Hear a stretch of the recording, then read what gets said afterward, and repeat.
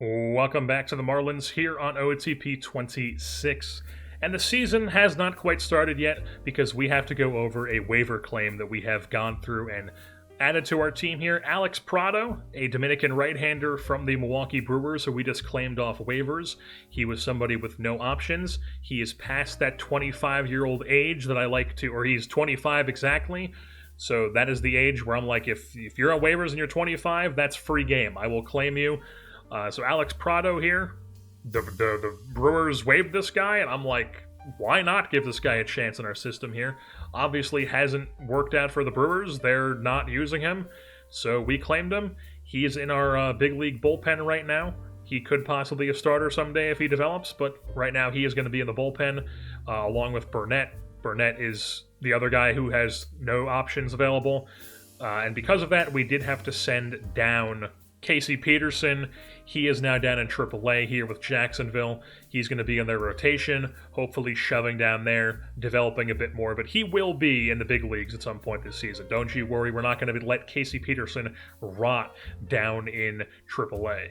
Alrighty, folks, it is July 11th, which means it is time for the first-year player draft here in 2034.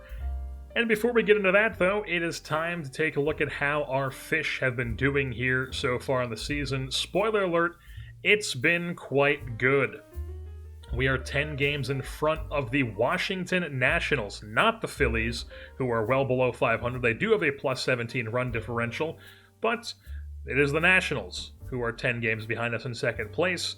At 46 and 45, we are 56 and 35 with a plus 81 run differential.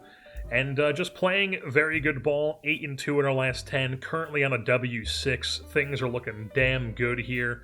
That is the third best run differential in Major League Baseball. Or no, not third, fourth, because the Twins have it plus 87. So we have the fourth best run differential.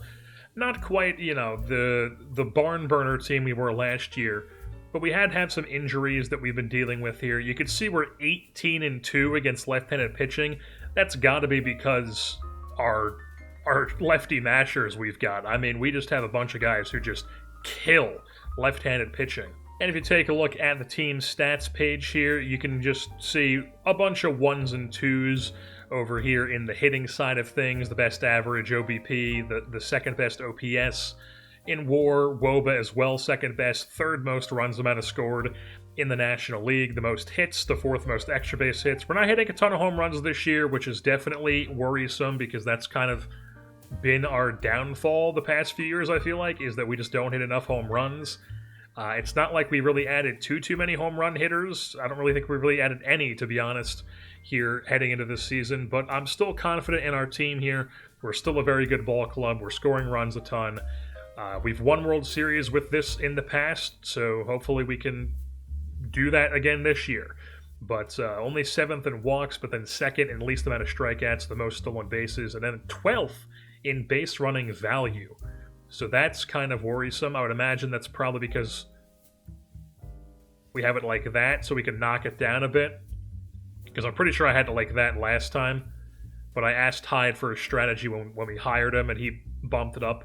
So that'll probably improve by the end of the season, if I had to guess. And now that we knocked that down, if we take a look here, it's currently 12th. I would predict that by the end of the season, we are better than 12th in base running value. If we take a look at the pitching and defense side of things, not the best we've ever been. You can see here we're still walking a shit ton of guys. We are still striking out a shit ton as well. 4th in ERA, 7th as the starters, 4th in the bullpen, the 4th least amount of runs allowed, only 6th in WAR, but then 2nd in hits and opponent's average, 7th in BABIP, 8th in home runs, 7th and 6th in defensive efficiency and zone rating respectively. So overall, solid, but definitely not as good as we have been in previous years. And if we go ahead and take a look at that, one of the big reasons for that has been Hurston Waldrep, who you can see here is in the bullpen for us. Hurston Waldrep has been terrible this season in the final year of his contract. You would think he'd be like, hey man, I'm about to hit free agency. I'm trying to put on, get paid. I've been on this team-friendly deal this whole time. But he's like, nah. Instead, I'm just going to suck. I'm going to be goddamn awful. He had, through 16 starts, just a 6.5 ERA, a 4.7 FIP. Both were well below league average, and or well worse than league average, giving up 1.7 home runs per nine. I mean, he just could not continue to start for us. So he's been in the bullpen for 3 appearances and has had a bad ERA, but a really, really good FIP. I'd have to imagine that he's going to be a good reliever here for us down the stretch in the final year of his contract here. And then as far as the rotation goes, right now it is Pedro Patino pitching very well. Ramon Hernandez just came off an IL stint. He has not been his greatest this season. He's slightly worse than league average in both the ERA and the FIP, but hopefully things can right the ship as the season goes on. Moyeda has been like up and down, but overall solid with the FIP, not great with the ERA, but we'll take it as the 5th starter. Peterson has came up. He would give us some starting, but he's mainly been in the bullpen. He's been like okay. Rico Vergan was really good in the bullpen. He's now a starter for us, and he is, shocker, been really solid in the rotation for us. 2 starts, been fantastic, and was good in the bullpen too. So Vergan, he's in the rotation now, and Hurston Waldrep is not. As far as the rest of the bullpen goes, Mike Bird has been really good. Tony Elizalde has been really good. Luke Garreau's been really good, obviously. TJ Griffin's been fantastic after seeing that Indian guru in the offseason. Grijalva has not been his best, but still good enough, I guess. Giving up too many home runs. That needs to come down. Peterson's been like fine for what I said. We just recently called up Gustavo Rico. He's been solid in 4 1/3 innings, obviously very small sample size, and then we've talked about Hurston Waldrep already. I forgot to mention in the beginning of the season that we did actually bring back Mike Carrier, but he's just not the guy he used to be anymore, to the point where like he's just in AAA for us. We brought him back on a year. He has all his options. Probably won't bring him back next year at $5 million if I had to imagine, but I just figured we would bring it back as depth, and maybe he ends up on the team at some point this season, maybe not. We also had Prospero Cannavaro, which, by the way, still don't understand why his headshot is not showing the team jersey. He's the only guy in the whole organization that's not having a real headshot, but for whatever reason, it's like that. He was up in the big leagues for a bit, was not good in 21 1/3 innings pitched. He's kind of been getting rocked around in AAA as well. Maybe he's not as good as we think, but we're hopeful that he can start to turn things around. And then Brian Burnett here, he started the year in the bullpen for us. He got 16 innings, and it was just flat out dreadful, giving up 2.8 home runs per 9, walking the farm. He was just terrible. So we had to DFA him. Nobody claimed him, and he's been in AAA. He's been fine down there, but now he has a ruptured tendon in his finger, so he's out for 2 to 3 months. And as far as the hitters go, it's been a bit of a mixed bag this season. Some really, really good. Some kind of, or I should say overall it's been a really good hitting team, but we've had some weird things going on. So if we sort by wins here, 3.5 WAR already for Jorge Garza with a 134 WRC plus, 15 doubles, 7 home runs, and 27 swipe bags already for him. Just being a phenomenal player for us. Dylan Head doing his thing, 2.5 WAR, around league average hitting, 14 doubles, already has 45 stolen bases here at the July 11th mark. That's pretty goddamn insane. He's walking 10% of the time. He's great. He's fantastic. We love Dylan Head. Brooks Lee is kind of being like shortstop Dylan Head at this point. 2.2 WAR, slightly below league average WRC plus, 18 doubles, 7 home runs, 11 swipe bags at a good rate. Not the greatest offensive player anymore, but still a very good defensive shortstop. As you can see, has a 7.9 ZR at the shortstop position. Crazy late career trajectory to move to shortstop for him, but this will probably be his last season here in Florida, because we probably aren't going to be able to afford the contract that he wants. He has been constantly giving messages being like, actually, maybe we might do this. We might do this. Not like this, but like if we can convince him to be like, hey man, 2 years, this second year is a team option, maybe talk it down to like 13 million. Okay, he's not interested in that. So what if we do 2 years? Just 2 years. We give you 2 years at 15 million. Boom. I'm tempted to just send this to him because right now the shortstop position next season is looking like it's going to be Alec Marquin. Simply because we'll just do this. We're going to submit this. Bam. We're submitting that offer 2 years for Brooks Lee at 15 million AAV. So during the offseason, I mentioned that I was looking for a shortstop and a catcher. I talked about how hard it was to trade for a catcher because their value is just absolutely insane. And then when it comes to... Sure, everything's loading so terribly. That's another thing I should mention, is that all the issues I've had with this year's game when it comes to guys getting randomly released, whenever you go to this page, it'll just have a random guy selected. So if I just go to like release this guy, sometimes it'll be like you're only releasing this guy, but sometimes it has like this guy auto selected for some reason, and then you release him and it's just boom, you just release some guy to your major league team because you never selected that, but the game did it for you. Stuff like that. All sorts of dumb UI shit in a text-based game that should never be in the game. But by far, the worst thing about this year's version is that this doesn't work. It doesn't work. Everyone who plays this game knows that after you play this game for a while, it just feels laggy. The frames drop. Nothing is as snappy as it needs to be. And in a text-based game, if it's not snappy and easy to navigate the menus, it's pretty game-breaking. It's very, very annoying. And it used to be it would like happen after a few hours of playing. Now, it's like you play for 20 minutes, bang, it's fucking slow as shit. It's not my computer. It's nothing, I don't know, it's just something they did with this year's game where it sucks. It's a horrible game this year.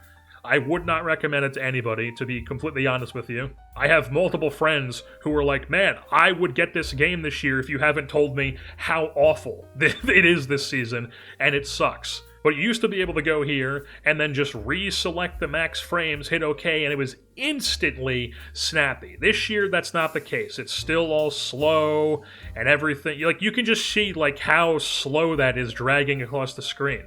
Like, see how it's lagging behind? It's ridiculous. It's supposed like it's horrible. But I've talked about that enough. Back to what I was talking about here with the shortstops. So during the offseason, I was looking for catchers, and they were just impossible to trade for. I was also looking for shortstops, and I was mainly with this 70 infield range. These are all the players with 70 infield range in Major League, in the, say, that aren't in a national complex or free agents. These are all minor leaguers and Major League Baseball players.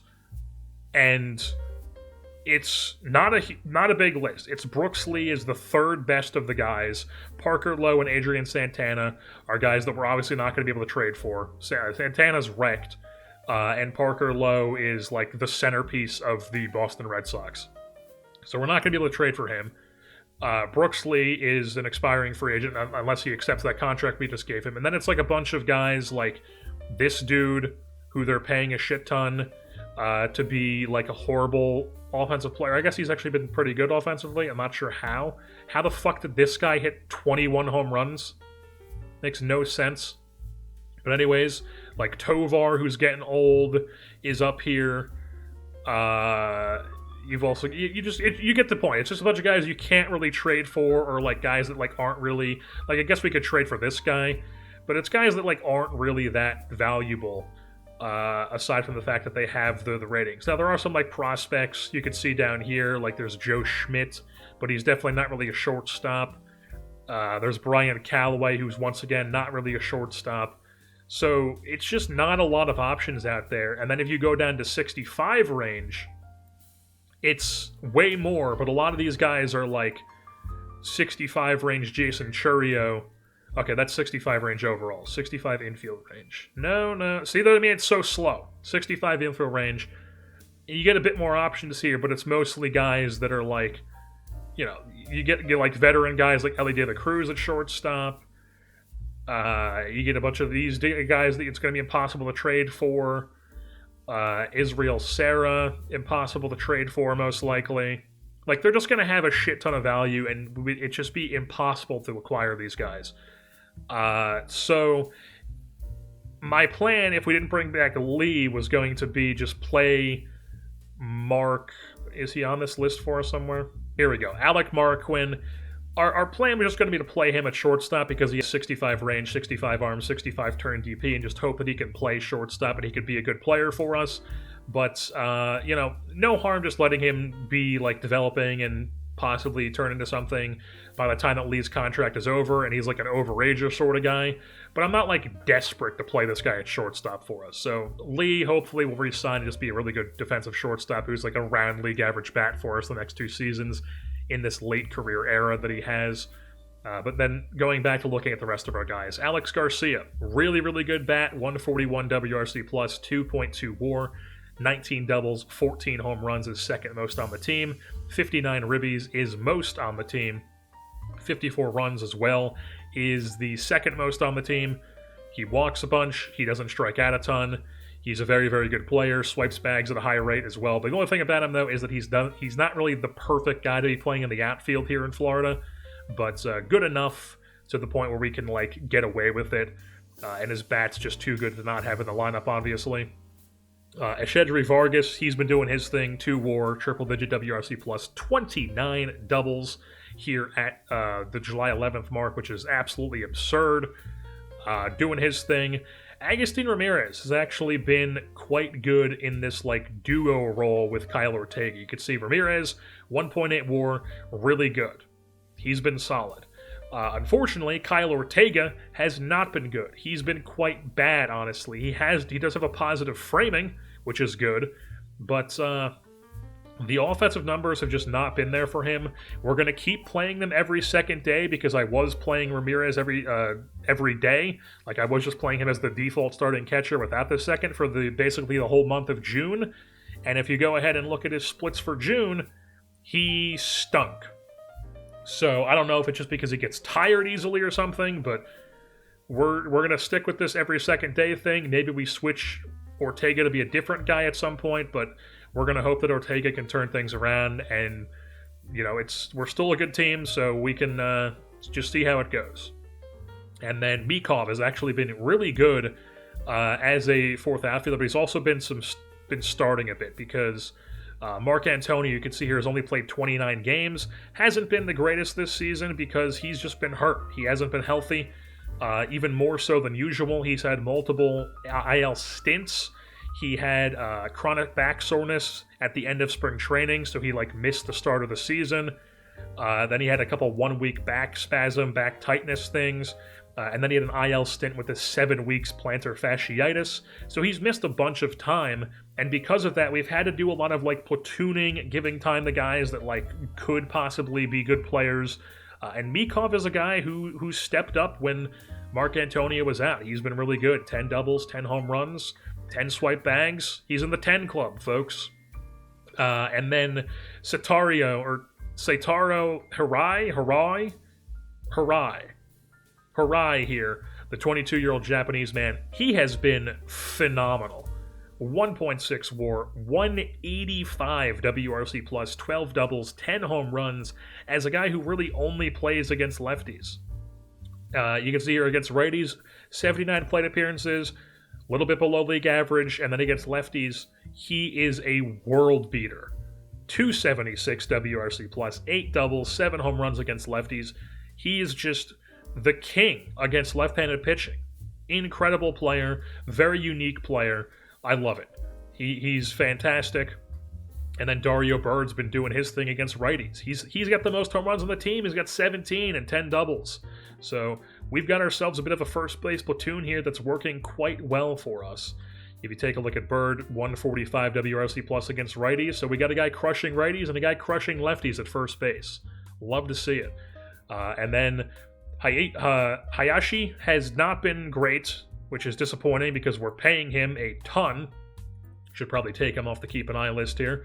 We're paying him a ton to be a really elite leadoff guy here, and he just has not been that for us. So we're hoping that he can continue to improve as the season goes on, because we need him to, because we're paying him a shit ton of money for potentially at least 6 seasons. And then as far as the rest of the guys go, De La Cruz has been like a whatever backup bench bat. Mark Antonio, like I said, has missed a bunch of time. Ortega has not been great. We've also gotten some contributions from some guys down in the minors, one of them being Butch Brown, who is currently hurt in AAA, but you can see here he's gotten 37 plate appearances at the big league level. We had a bit of time where, who was it that got hurt? It was Mark Antonio and Hayashi got hurt. So we had to have we moved Vargas to second base for a bit, and then like Brown was playing second base against lefties because, as we know, Brown mashes left-handed pitching. So he was playing against lefties for us. It doesn't mash, but like he has some good pop against lefties. He was performing against lefties for us at the big league level. And then basically every time that Mark Antonio has gotten hurt, the guy we've called up has been no, not this guy. Once again, the fucking menus being so goddamn delayed is screwing me up.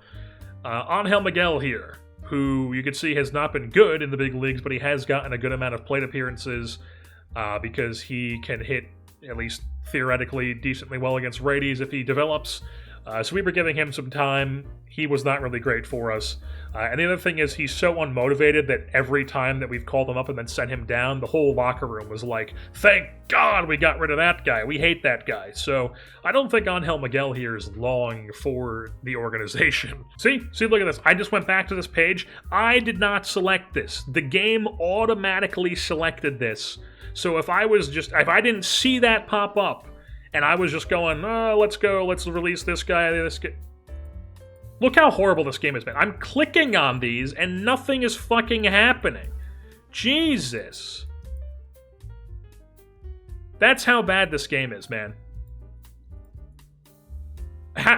Look at this. I'm trying to unclick them now. I mean, what can I say?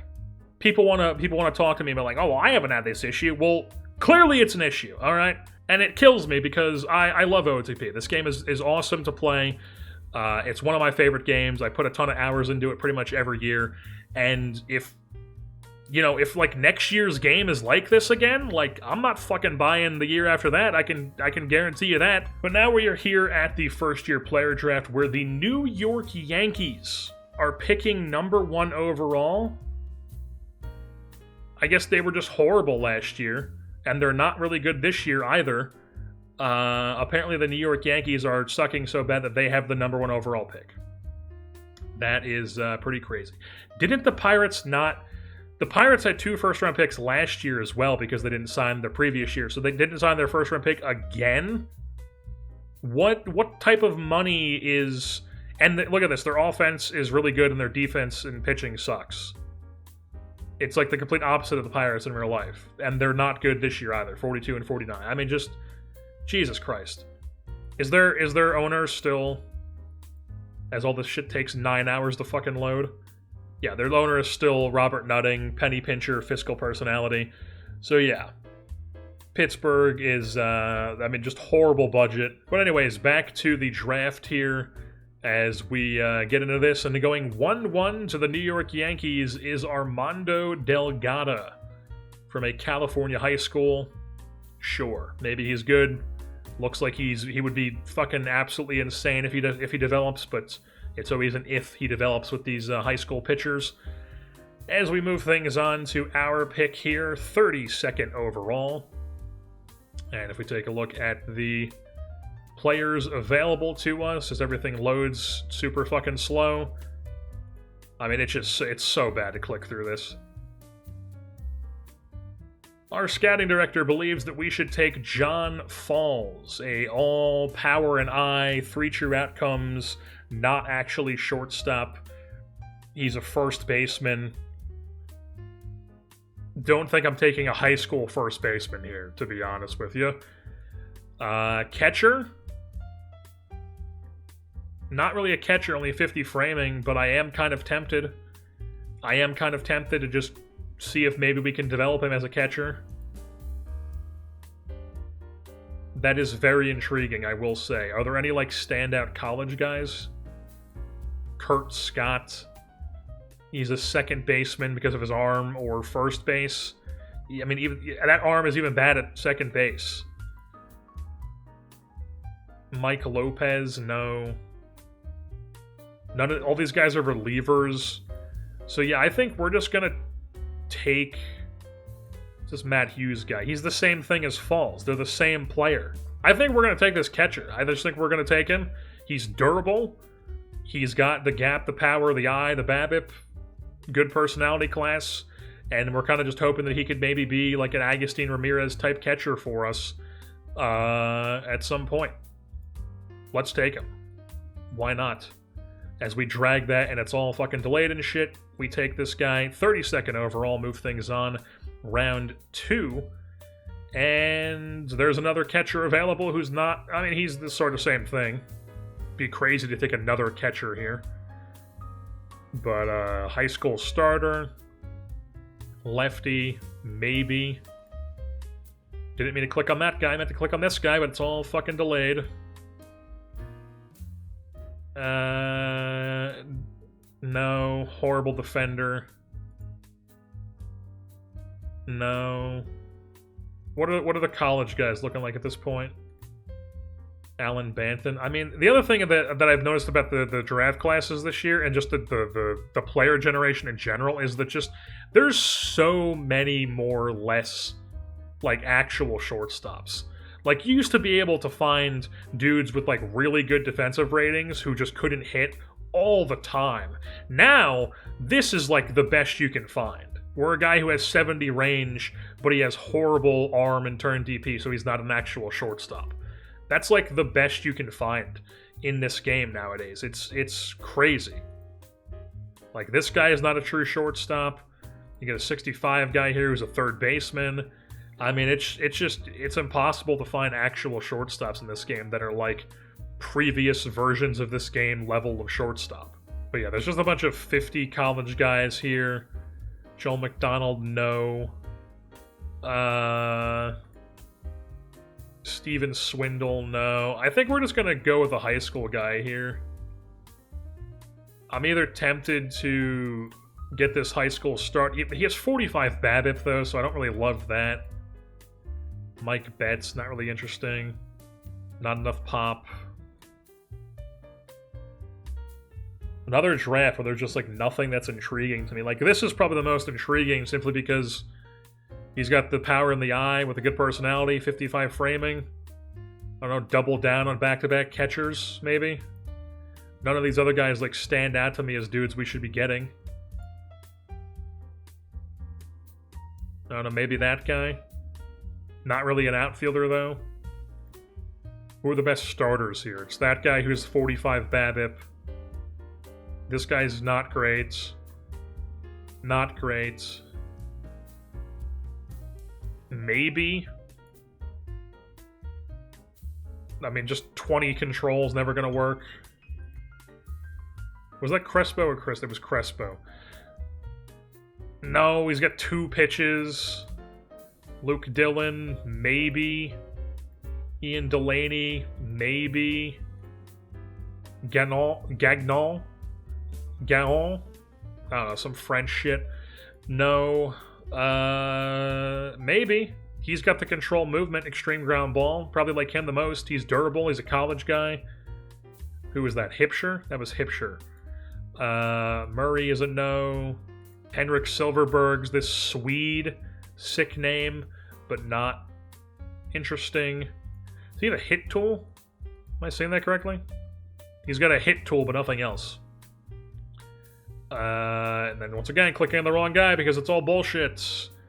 This guy is probably the most intriguing aside from the... So this lefty from Quebec with really, really good personality class.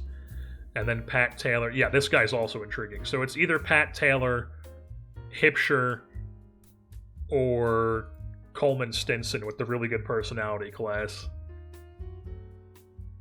I think I would prefer the college guys, either Taylor or Hipsher. Let's compare those guys. It looks like maybe Taylor's better. Yeah. Yep, Taylor's better. Well, we're going to take Pat Taylor from the University of Texas. He is our second-round pick. Bang on. Move things on round 3. Hipsher's still here, but the Canadian is not there. So let's just take Hipsher. Why not? Get him. Move things on to round 4. This Rodriguez guy is still there because even the AI has realized this guy is not good. Let's go back to this page, possibly. This guy with the maybe interesting bat is here.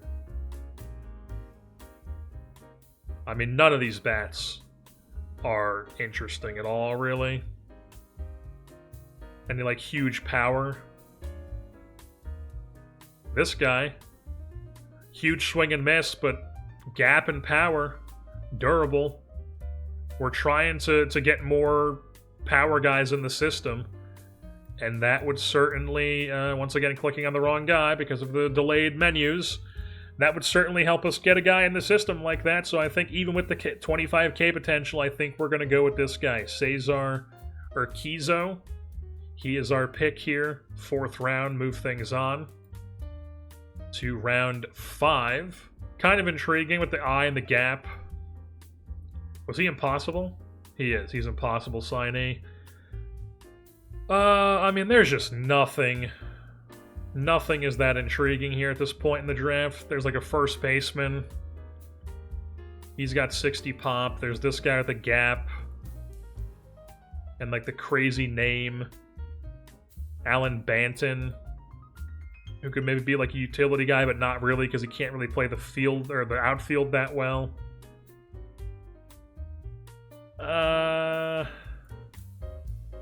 No. No.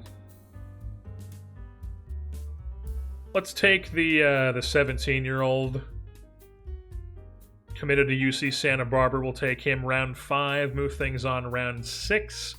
This first baseman is still here. We're just going to take him because he's the best guy I like here. Move things on to round 7. Alrighty, so we are here at the end of the draft. I believe we left off after round 6, and in round 7, we then took Steve Lassiter, a interesting infielder, interesting enough bats, out of Lynn University, almost 22 years old, bit of an older guy, but really good, holy trifecta personality. Figured he was worth a shot. Round 8, we took Mike Roberts, a Canadian-American catcher out of the University of New Mexico. Durable, 65 framing. Maybe he's good. Who knows? And then we took in round 9, Vic Powell, that big gap, power, swing and miss, speed, 65 range outfielder out of the University of the Pacific. And then in round 10, we took a high schooler, Arturo Altamirano. Gap power, BABIP, good speed profile, decent outfielder with a really good arm, adaptability, work ethic. Round 11, we took Rich Weathers, a righty out of a Texas high school. Maybe he's something. Who knows? Round 12, we took this Chris Morgan guy, who I did not realize was an impossible signee. And we're obviously not going to give him $10 million of a bonus because he's just not worth it to me, so he's just going to not get our 12th round pick.